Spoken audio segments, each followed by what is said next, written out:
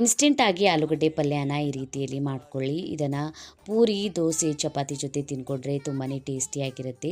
ಸುಲಭವಾಗಿ ಮಾಡ್ಕೊಳ್ಬೋದು. ಪ್ಯಾನನ್ನು ಬಿಸಿ ಮಾಡ್ಕೊಂಡ್ಬಿಟ್ಟು ಎಣ್ಣೆಯನ್ನು ಹಾಕ್ಕೊಂಡಿದ್ದೀನಿ. ಇದಕ್ಕೆ ಸಾಸಿವೆ, ಕಡಲೆಬೇಳೆ, ಜೀರಿಗೆ, ಕೆಂಪುಮೆಣಸಿನ್ಕಾಯಿ ಮತ್ತು ಈ ಥರ ತೆಳುವಾಗಿ ಉದ್ದ ಕಟ್ ಮಾಡ್ಕೊಂಡಿರುವಂಥ ಈರುಳ್ಳಿ, ಕರಿಬೇವು ಸೊಪ್ಪು ಹಾಕ್ಕೊಂಡ್ಬಿಟ್ಟು ಫ್ರೈ ಮಾಡ್ಕೊಂಡಿದ್ದೀನಿ. ಇದಕ್ಕೆ ಈಗ ಹಸಿಮೆಣಸಿನ್ಕಾಯಿನ ಹಾಕ್ಕೊಂಡ್ಬಿಟ್ಟು ಫ್ರೈ ಮಾಡ್ಕೊಳ್ಳಿ.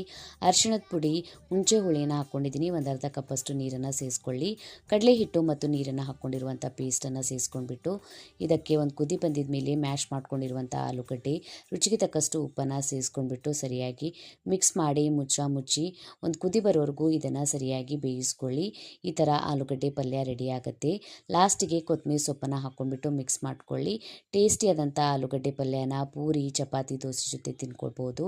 ವಿಡಿಯೋನ ಸೇವ್ ಮಾಡಿ ಟ್ರೈ ಮಾಡಿ ನೋಡಿ. ವಿಡಿಯೋ ಇಷ್ಟ ಆಗಿತ್ತಂದರೆ ಲೈಕ್, ಶೇರ್ ಮಾಡಿ. ಇನ್ಸ್ಟಾಗ್ರಾಮ್, ಫೇಸ್ಬುಕ್ಕಿಗೂ ಫಾಲೋ ಮಾಡ್ಕೊಳ್ಳಿ. Thank you for watching.